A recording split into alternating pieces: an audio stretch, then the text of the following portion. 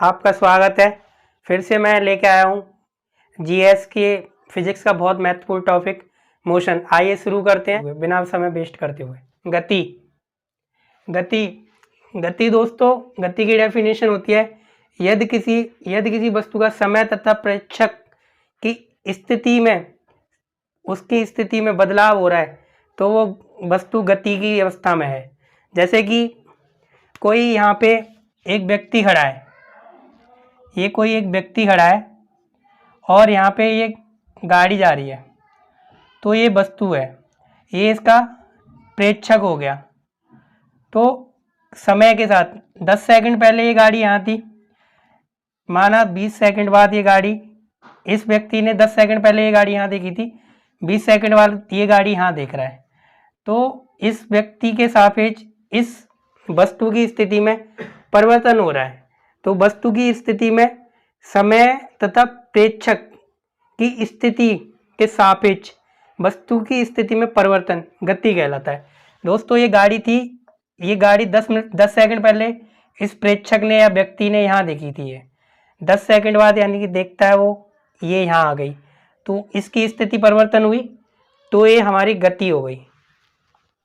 अब देखते हैं टाइप्स ऑफ मोशन, यानी कि गति के प्रकार। गति सिंपली 3 प्रकार की होती है: ऋजुरेखीय गति, घूर्णन गति, दोलन गति।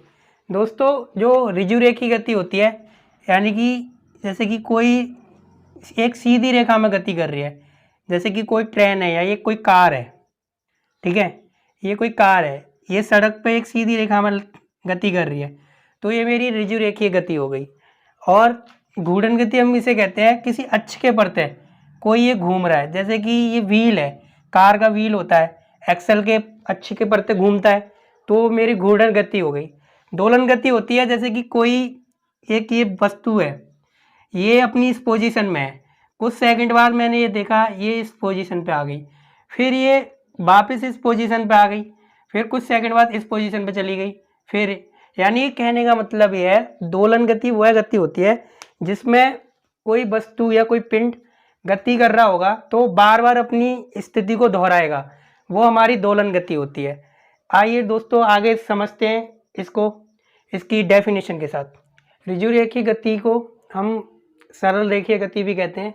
ये एक सीधी रेखा में गति करती है, जैसे कि ये कोई सीधी एक सड़क है, इस पे मान लो कोई व्यक्ति चल रहा है, ये है ना, जो भी है, ये जो चलेगा तो ये सीधी रेखीय गति करेगा, यानी कि ये इस सड़क के समांतर गति करेगा, इस सड़क के सीधी रेखा में गति करेगा, ना तो ये कोई घूर्णन गति कर रहा है ना कुछ, ये सीधी रेखा में चल रहा है, तो सीधी गति कर रहा है, तो इसे हम कहेंगे कि ये ऋजुरेखीय गति में कर रहा है। कोई भी ट्रेन चलती है कोई पटरी पे तो वो सीधी रेखा में चलती है, उसे भी ऋजुरेखीय गति कहते हैं। ऐसे और भी एग्जाम्पल होते हैं, कोई गाड़ी चल रही है, जैसे कि कार चल रही है या कोई भी जो भी वाहन चलते हैं रोडों पे, वो सब ऋजुरेखीय गति में चलते हैं। ये दूसरी गति जो हमारी है उसे समझते हैं घूर्णन गति। घूर्णन गति, जब कोई वस्तु किसी अक्ष के प्रति गति करती है तो उस वस्तु की गति को घूर्णन गति कहते हैं। जैसे कि कोई ये एक्सल है, इसके ये व्हील है, इसके अलोंग ये जब गति करेगा तो ये एक वृत्ताकार मार्ग में घूर्णन गति करेगा, इसके प्रति ये घूमेगा, तो ये इसकी घूर्णन गति होगी। जैसे कि कोई वस्तु कोई एक्सिस है, ये इसके प्रति ये बार बार ऐसे घूर्णन गति कर रही है, बार बार इसके अक्ष के प्रति घूम रही है, तो वो हमारी घूर्णन गति होगी। अगली गति है हमारी दोलन गति। हेलो दोस्तों, दोलन गति, कोई वस्तु जब अपनी स्थिति पर बार बार वापस आ रही है तो वस्तु उस समय दोलन गति में है।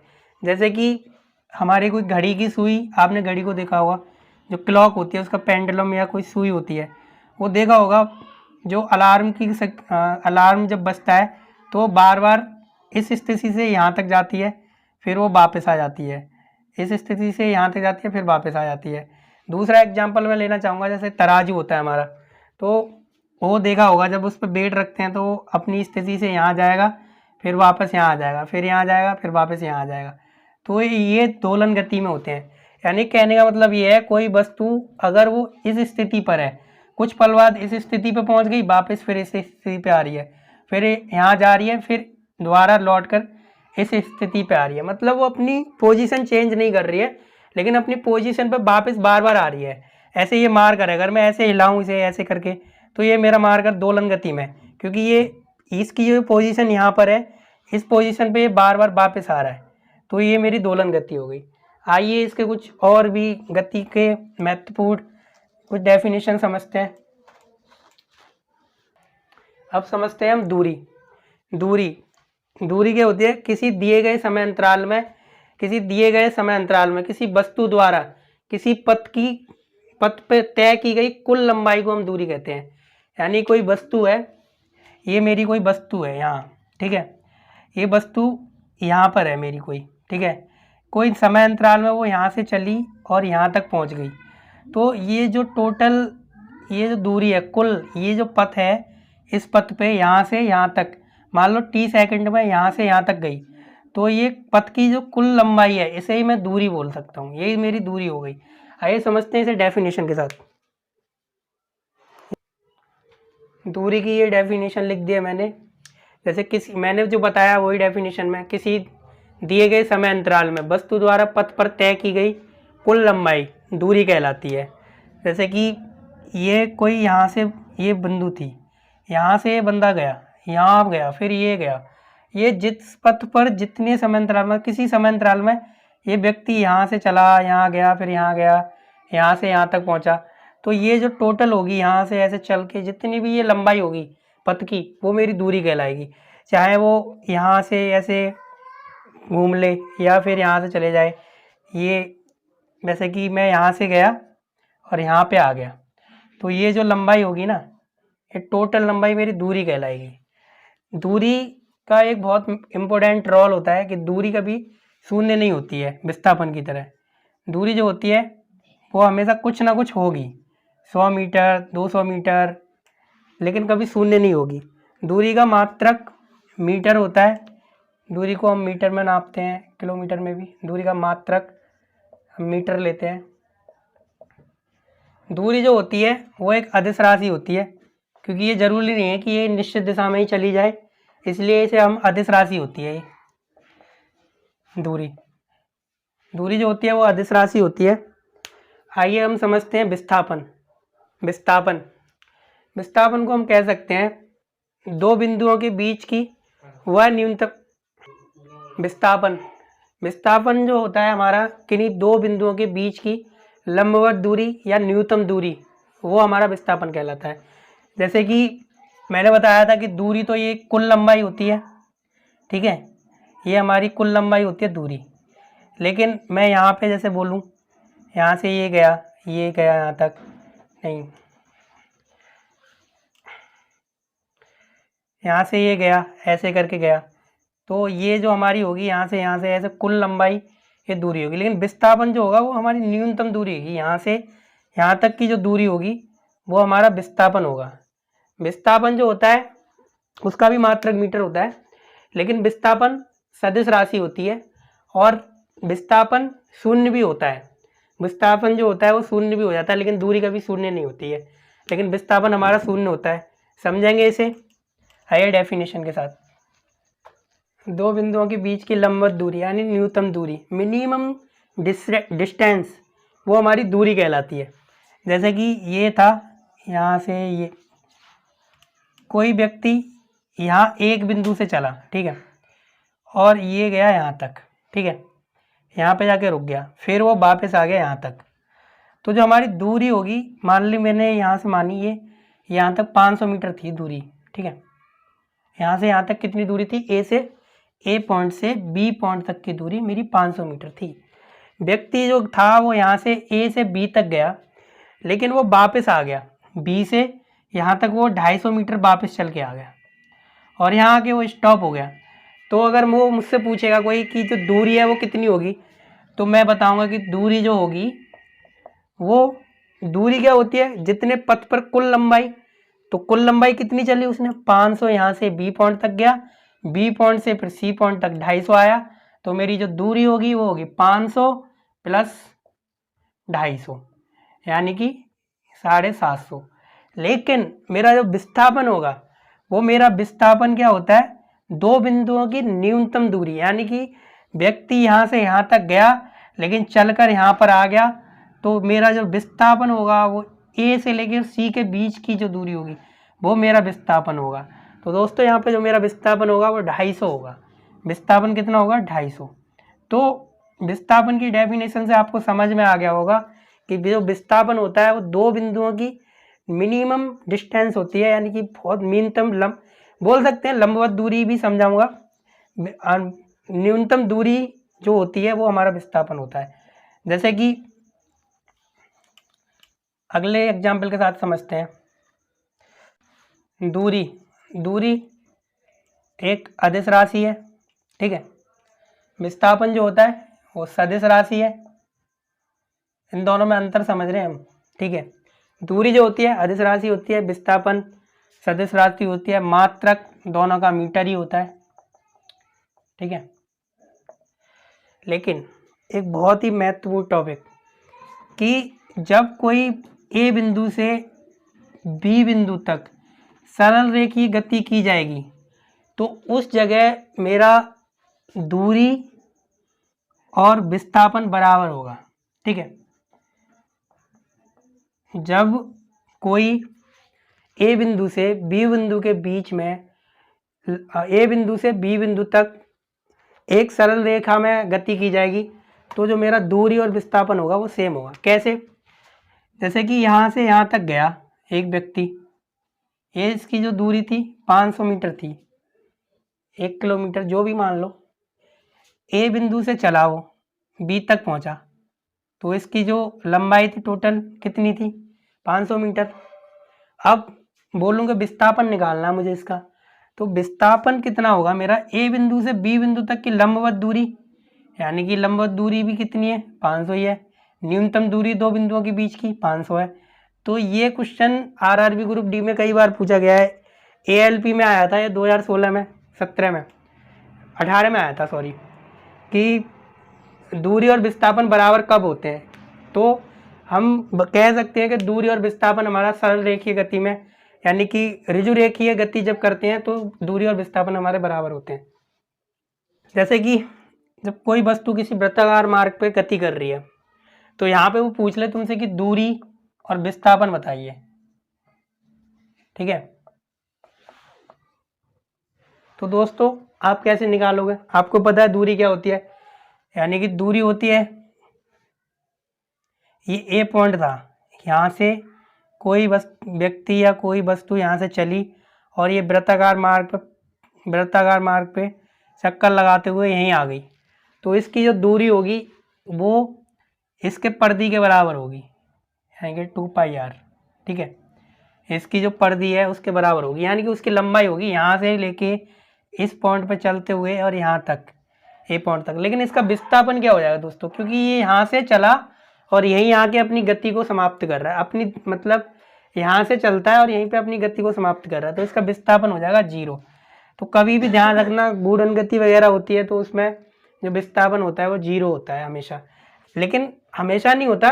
जैसे कि अगर ये व्यक्ति यहाँ से चला इस पॉइंट से और इस पॉइंट पे आके रुक गया, ठीक है, बी पॉइंट पे आके, तो इसकी दूरी तो ए से लेके बी के बीच की दूरी, न्यूनतम दूरी जो होगी, ए से लेके बीच की जो लंबाई होगी वो इसकी दूरी हो जाएगी।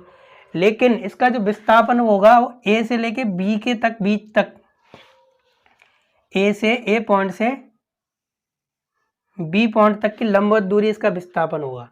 ऐसे ही अगर बात करूं कि ये यहाँ से चल के आया, ठीक है, यहाँ स्टॉप कर दिया इसने, तो इसका जो दूरी होगी वो अर्धवृत्त की जो भी होगा, अर्धवृत्त है ये, ठीक है, अर्धवृत्त का वो, तो यहाँ से यहाँ तक चली गई, ये लंबाई इसकी दूरी होगी, लेकिन विस्थापन इसका व्यास हो जाएगा, यानी ए से लेके बी तक की न्यूनतम दूरी, यानी कि इनकी लंबवत दूरी, ये हमारा क्या हो जाएगा? ये हमारा विस्थापन हो जाएगा। जैसे कि ये बिंदु था, यहाँ से यहाँ तक गया, ठीक है, ए और बी इसके बीच में गया, फिर ये यहाँ से यहाँ तक आ गया सी पॉइंट पे, तो इसकी जो लंबाई होगी, मान लिया ये यहाँ से थी 100 मीटर, ठीक है, बी तक, बी से थी 200 मीटर सी तक, ठीक है। अब यहाँ आके इसने स्टॉप कर लिया, तो इसकी जो दूरी होगी वो इसकी कुल लंबाई होगी, ठीक है। इसकी जो दूरी होगी इसकी कुल लंबाई होगी। तो दूरी इसकी कितनी हो गई 100 मीटर, ए से बी तक की बीच की दूरी 100 मीटर, बी से सी तक की दूरी 200 मीटर। तो ये हमारी टोटल हो गई 100 और 200 300 मीटर। लेकिन मैं यहाँ पे बात करूँ विस्थापन कितना होगा, तो विस्थापन की अगर बात करें तो देखो विस्थापन जो होगा वो ए से लेके सी तक के बीच की दूरी होगी। ये हमारी जो लंबाई होगी, ये वाली जो लंबाई, ये हमारा विस्थापन होगा। वेग जो है वो हम विस्थापन परिवर्तन की दर को वेग कहते हैं, ठीक है। यानी कि एक निश्चित दिशा में तय की गई दूरी को भी वेग कहते हैं। वेग किसी वस्तु के विस्थापन की दर को वेग कहते हैं, यानी कि वेग इक्वल टू विस्थापन अपॉन समय। इसका जो मात्रक होता है वो होता है मीटर पर सेकंड, ठीक है। ये एक सदिश राशि होती है, यह एक सदिश राशि होती है। हम इसको दूसरे शब्दों में कह सकते हैं एक निश्चित दिशा में तय की गई दूरी को भी हम वेग कहते हैं। यानी कि जो हमारा वेग है, सिंपल सी जो डेफिनेशन आज तक आप सुनते आ रहे होंगे कि किसी वस्तु के विस्थापन की दर को वेग कहते हैं, लेकिन हम इसे दूसरे शब्दों में भी कह सकते हैं एक निश्चित दिशा में तय की गई दूरी को हम वेग कहते हैं। तो दोस्तों निश्चित दिशा में जब कोई दूरी तय की जा रही है तो सिंपल सी बात है कि ये जो हमारी ये राशि होगी वो सदिश राशि होगी। आप जानते हो सदिश राशि और अदिश राशियों के बारे में। सदिश राशि वह राशि होती है जिसमें परिणाम के साथ साथ दिशा की आवश्यकता पड़ती है, लेकिन अदिश राशि में दिशा की आवश्यकता नहीं पड़ती है। तो वेग आपके समझ में आया होगा। आइए चलते हैं त्वरण को समझते हैं।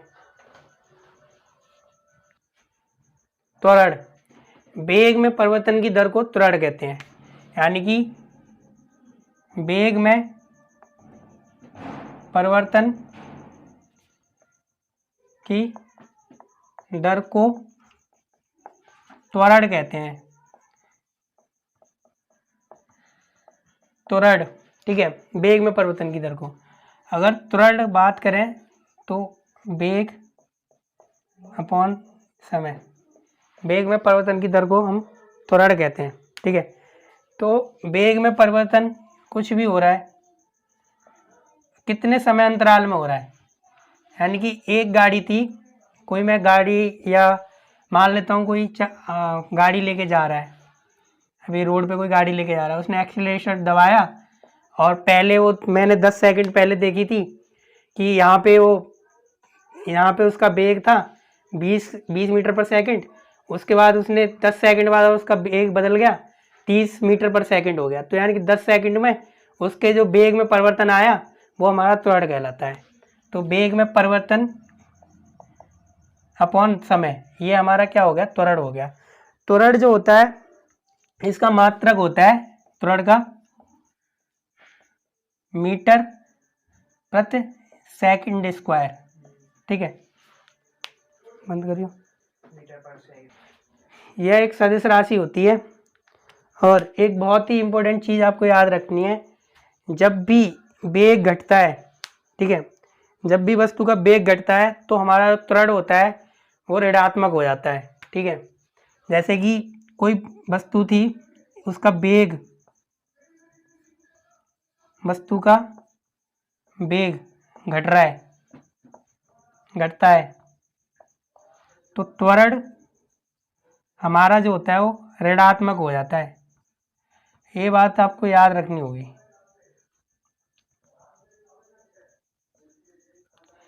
जब वेग घटता है तो हमारा त्वरण ऋणात्मक हो जाता है, तो उसे हम त्वरण नहीं बोलते, उसे हम मंदन बोलते हैं, क्योंकि वो मंदन की स्थिति में आ रही है गाड़ी, ठीक है।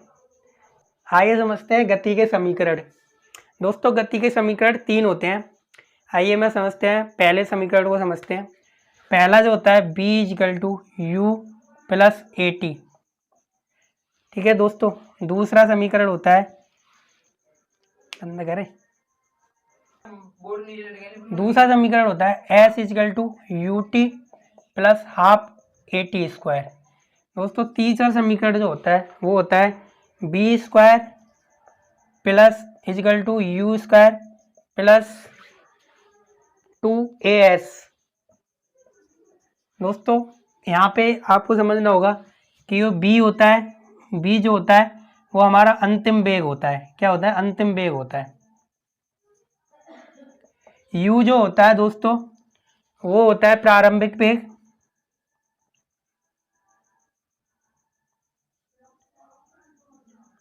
वो होता है प्रारंभिक वेग। s यहाँ पे बंद कर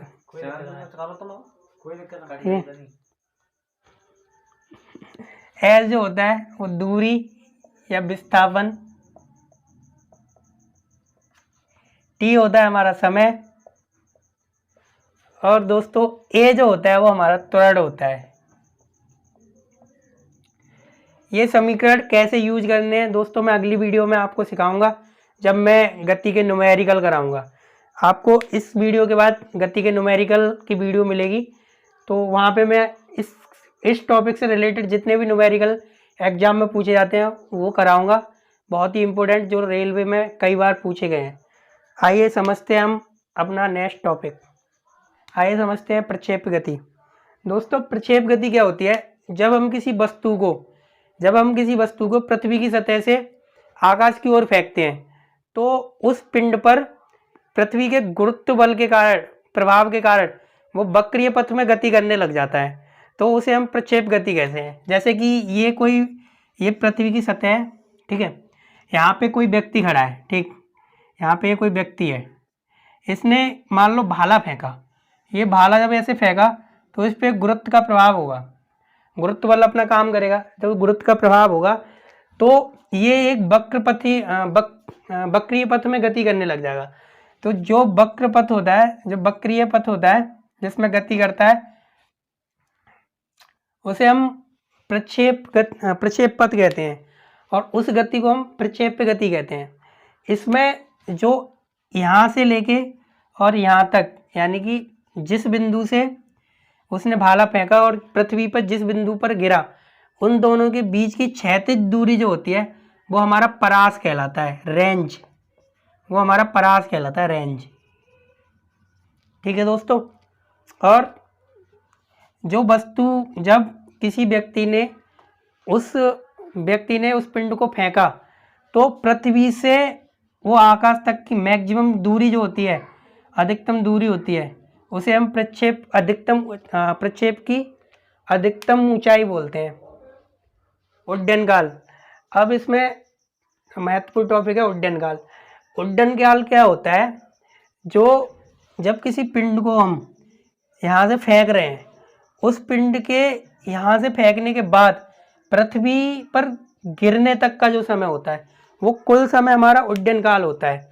दोस्तों इससे कभी कभी क्वेश्चन पूछा जाता है कि हम भाले को अधिकतम ऊंचाई पर फेंकना चाहते हैं तो हम किस एंगल से फेंकें। तो दोस्तों वो एंगल जो होता है वो हम थीटा, मैं बताया आपको उड्डयन काल क्या होता है। उड्डयन काल का फॉर्मूला 2u sin θ/g होता है। यहाँ पे g जो है वो गुरुत्वीय बल है जो प्रभाव कर रहा है, u यहाँ पे वेग है, sin θ जो थीटा है वो जिस एंगल से फेंका जा रहा है उसका एंगल है। तो आपको ये सभी फॉर्मूले आपके यूज होंगे न्यूमेरिकल में। उसके बाद हम समझते हैं कि किस एंगल से फेंकने पे संभावित दूरी जो परास है वो मैक्सिमम मिलेगा, किस एंगल से फेंकने पर हमें जो है हाइट हमें ज़्यादा मिलेगी। आइए समझते हैं। हमारा थीटा 45 अंश होगा तो हमारी जो भाला की या जो भी पिंड फेंक रहे हैं वो अधिकतम दूरी तक जाके गिरेगा, ठीक है। अगर हमारा थीटा 90 अंश होगा तो वो अधिकतम ऊंचाई यानी कि अधिकतम हाइट प्राप्त करेगा। जैसे कि अगर ये थीटा जो है 45 है, ठीक है, तो ये जो दूरी होगी इस परास की, ये मैक्सिमम दूरी होगी, सबसे हाईएस्ट दूरी पे जाके गिरेगा ये परास, ठीक है। लेकिन अगर हमारे थीटा को हम बढ़ा के 90 कर दें तो ये मैक्सिमम ऊंचाई पर चला जाएगा, लेकिन इसकी जो परास होगी वो इसकी आधी रह जाएगी। आइए अब समझते हैं न्यूटन के लॉ। अब हम बात करते हैं न्यूटन के 3 बहुत ही इम्पोर्टेंट नियमों की, जो दोस्तों आपने विशेषकर पढ़े होंगे। पहला नियम तो सभी को पता होगा, आई होप, मैं जानता हूँ आप इतने सभी पढ़ रखा होगा, फिर भी ये गति का बहुत इम्पोर्टेंट एक टॉपिक माना जाता है। तो न्यूटन के तीनों नियमों को समझते हैं। 1686 में एक साइंटिस्ट थे आइजैक न्यूटन। न्यूटन को भौतिकी का पिता भी कहा जाता है, फादर ऑफ फिजिक्स कहा जाता है। इन्होंने 1686 में 3 नियम दिए थे, रूल दिए थे गति के। उन नियमों को हम पढ़ते हैं, जिसमें हमारा प्रथम नियम, आप सभी को पता होगा कि प्रथम नियम जो है वो जड़त्व का नियम भी कहते हैं, हम उसे गैलीलियो का नियम भी कहते हैं, और उसी से हमारे बल की परिभाषा आई है। आप लोग जानते होंगे इतना तो कि जो न्यूटन का प्रथम नियम है, उस नियम के अनुसार कोई वस्तु अगर स्थिर अवस्था में तो वो स्थिर अवस्था में रहना चाहेगी, यदि कोई वस्तु अगर चलने वाली गति की अवस्था में तो वो गति की अवस्था में रहना चाहेगी, जब तक उस पर कोई बाह्य बल कार्य न करे। तो ये न्यूटन ने प्रथम नियम दिया था। इसकी मैं डेफिनेशन लिख देता हूँ। प्रथम नियम, आपको पता है कोई अगर वस्तु है वो अपनी यथावत स्थिति में ही रहना चाहेगी जब तक उस पर कोई बाह्य बल नहीं लगाया जाए। दोस्तों मैं इसकी डेफिनेशन नहीं लिख रहा हूँ, क्योंकि इसकी डेफिनेशन आपको सभी को पता होगी, क्योंकि इसे सभी बचपन से ही पढ़ते आ रहे हैं लगभग। क्योंकि प्रथम नियम जो है उसी से हमारी बल की परिभाषा निकलती है। प्रथम नियम है, उसे हम जड़त्व का नियम भी कहते हैं, गैलीलियो का नियम भी कहते हैं। और इसमें अगर कोई वस्तु है वो अगर हमारी भ्रामावस्था में है तो भ्रामावस्था में रहना चाहेगी, यदि वो वस्तु हमारी गति की अवस्था में है तो वो गति की अवस्था में रहना चाहेगी, जब तक हम उस पर कोई बाह्य बल नहीं लगाएंगे, यानी जब तक उस पर कोई फोर्स अप्लाई नहीं करेंगे तब तक वो अपनी स्थिति को परिवर्तित नहीं करेगी। इसे हम जड़त्व का नियम भी कहते हैं, सिंपल सी भाषा में। समझते हैं इसका दूसरा नियम। न्यूटन का दूसरा नियम, आप जानते होंगे न्यूटन का दूसरा नियम कि किसी वस्तु के संवेग में परिवर्तन की दर उस पर लगने वाले बल के समानुपाती होता है। ये न्यूटन का दूसरा नियम है। आइए हम न्यूटन के दूसरे नियम को समझने से पहले संवेग को समझते हैं कि संवेग क्या होता है। दोस्तों संवेग होता है हमारा किसी भी पिंड के द्रव्यमान तथा उसके संवेग के गुणनफल को हम संवेग कहते हैं। यानी कि संवेग होता है P = m/v, ये हमारा संवेग होता है। संवेग भी सदिश राशि होती है दोस्तों, है। तो हम न्यूटन का दूसरा नियम इसी से समझते हैं, ये संवेग से रिलेटेड है। दूसरा नियम न्यूटन का,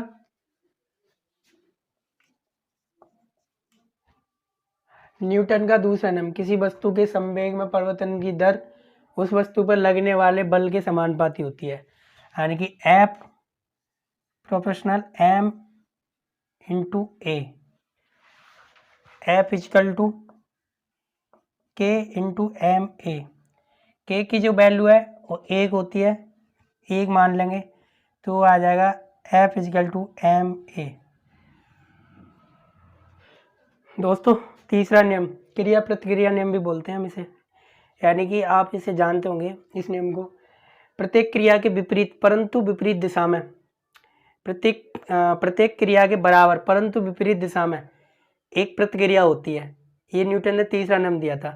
जैसे कि हम देखते हैं जब हम कोई बंदूक चलाते हैं तो हम जब उसमें जब बंदूक को चलाते हैं तो एक तरफ झटका आता है हमारे पीछे, तो जब बंदूक पे जो फोर्स अप्लाई हो रहा है उसके विपरीत एक फोर्स अप्लाई हो रहा है हमारे हाथ पे, तो झटका आ रहा है।